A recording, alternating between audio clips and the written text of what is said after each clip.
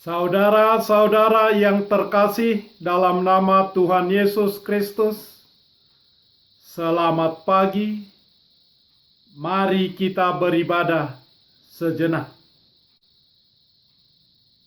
Kita menyanyikan Bukuende HKBP dari nomor 133 ayat 1.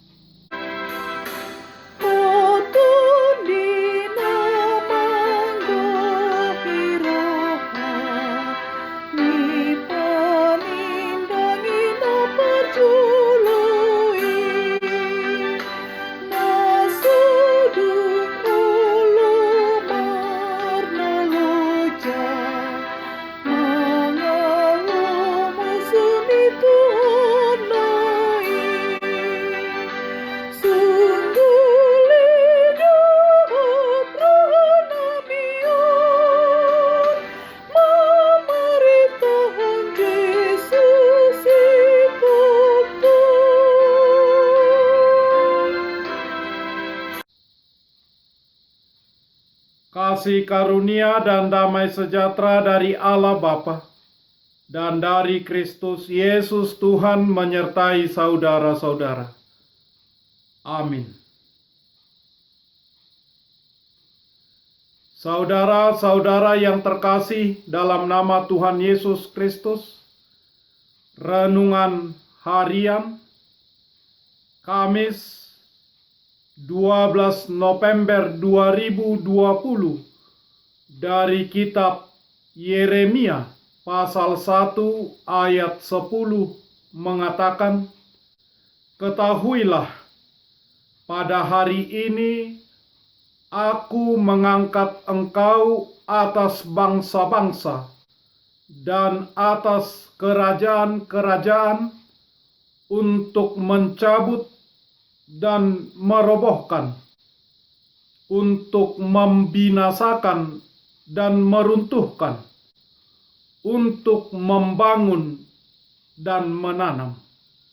Dalam bahasa Batak Toba mengatakan, "Idama hupabakit doho sadarion mangaranapi akka bangso dohot akka harajaun. Lau mangurati dohot maniapon, mangago dohot mangaloha, paulihon dohot manuan." Demikian firman Tuhan. Saudara-saudara, Nicholas James Pujicis, akrab dipanggil Nick Pujicis, terlahir tanpa kedua tangan dan kedua kaki. Mengaku pernah merasa rendah diri dan hidup tanpa motivasi. Akan tetapi, seiring dengan perjalanan waktu, laki-laki kelahiran 4 Desember 1982 ini mulai bangkit. Dia terus menggali dan menemukan mutiara-mutiara indah yang Tuhan karuniakan dalam dirinya. Akhirnya, laki-laki yang pernah frustrasi ini Tuhan pilih. Dengan kasih Tuhan, laki-laki keturunan Serbia Australia ini dipilih untuk menebar iman dan harapan kepada banyak orang yang membutuhkan. Perjalanan hidup Nick Pujicis menjadi inspirasi bagi banyak orang bahwa keterbatasan fisik tidak menjadi alasan untuk tidak melakukan kebaikan. Tuhan memilihnya memberitakan firman-Nya. Keterbatasan fisik tidak membatasi Nick untuk meraih gelar sarjana akuntansi dan perencanaan keuangan. Bahkan keterbatasan fisik tidak menghalangi Nick untuk dicintai dan dipilih seorang gadis cantik bernama Kanae Miyahara, keturunan Meksiko, Jepang, dan menjadi istrinya. Sesuatu yang agung dari pribadi Kanae, keindahan hati melebihi keindahan fisik. Demikian kata Kanae. Saudara-saudara, firman Tuhan renungan harian ini mengingatkan kita bahwa ketika Allah memilih, Allah juga memberikan perlengkapan kepada orang yang dipilihnya.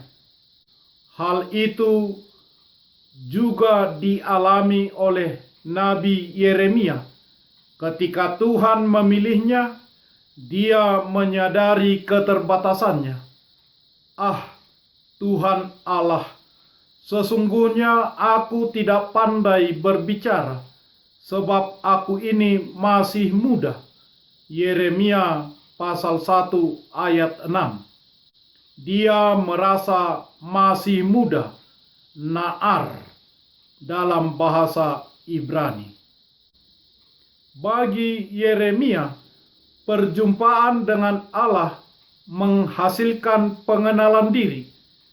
Dia menyadari keterbatasannya, sungguh-sungguh merasa tidak mampu, merasa tidak tahu, merasa tidak layak di hadapan Tuhan. Allah yang memilih Yeremia adalah Allah yang memperlengkapi dan memampukan.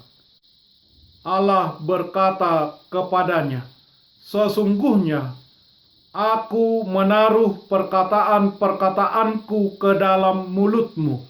Yeremia pasal 1 ayat 9. Yeremia mengakui keterbatasannya dan Allah hadir memperlengkapinya. Saudara-saudara, cukupkah hanya lengkap karena diperlengkapi oleh Tuhan? Ternyata tidak.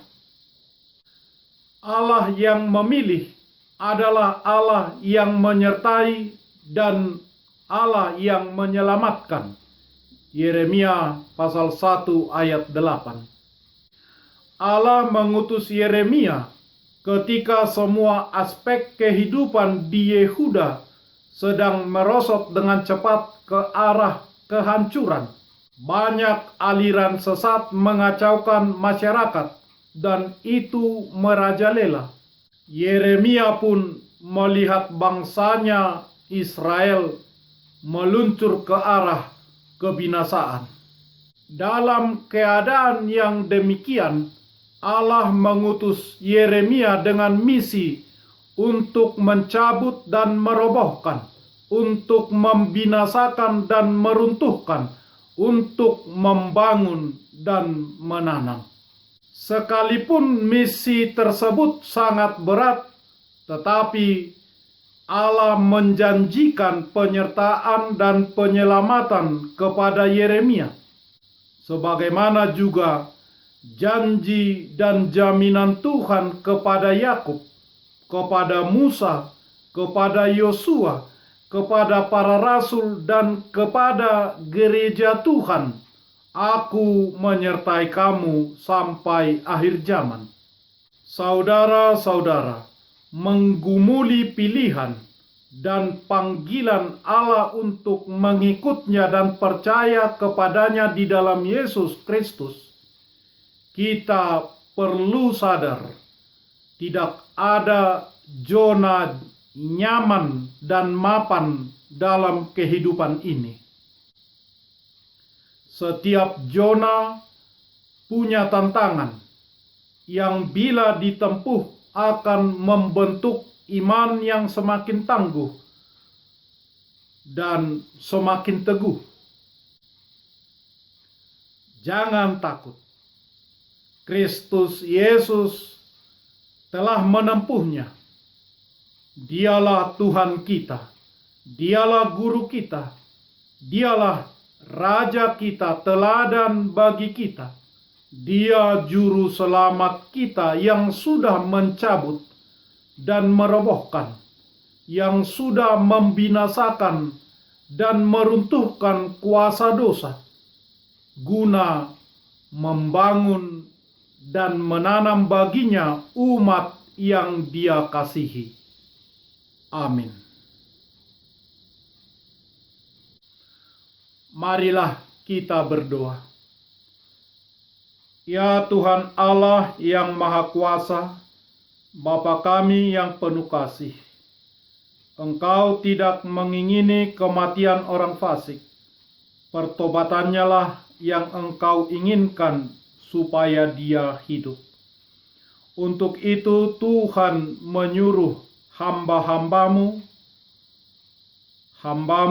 Yeremia kemampuan untuk mencabut dan merobohkan, untuk membinasakan dan meruntuhkan, untuk membangun dan menanam, dan itu semua sempurna di dalam Yesus Kristus yang sudah mengalahkan maut dan dosa supaya kami selamat. Ajarlah kami Tuhan untuk taat firman-Mu, melakukan apa yang Yesus Kristus ajarkan kepada kami, memberitakan firman-Mu kepada sekalian orang. Amin. Marilah kita menyanyikan buku nyanyian HKBP dari nomor 133 ayat 1.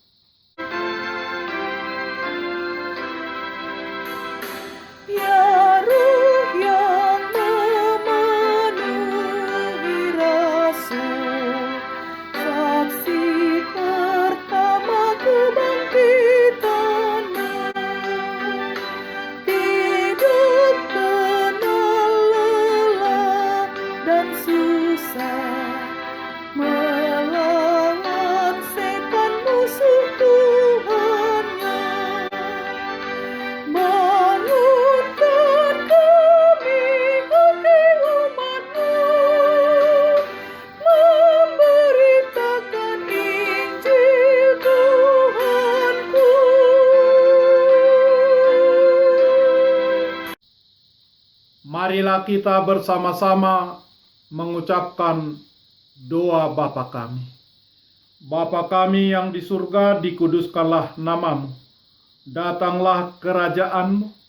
Jadilah kehendak-Mu di bumi seperti di surga. Berikanlah kami pada hari ini makanan kami yang secukupnya. Dan ampunilah kami akan kesalahan kami, seperti kami juga telah mengampuni orang yang bersalah kepada kami. Dan janganlah membawa kami ke dalam pencobaan, tetapi lepaskanlah kami daripada yang jahat. Karena Engkau punya kerajaan, dan kekuasaan, dan kemuliaan sampai selama-lamanya. Amin. Anugerah Tuhan Yesus Kristus, kasih setia Allah Bapa, dan persekutuan Roh Kudus menyertai saudara-saudara. Amin.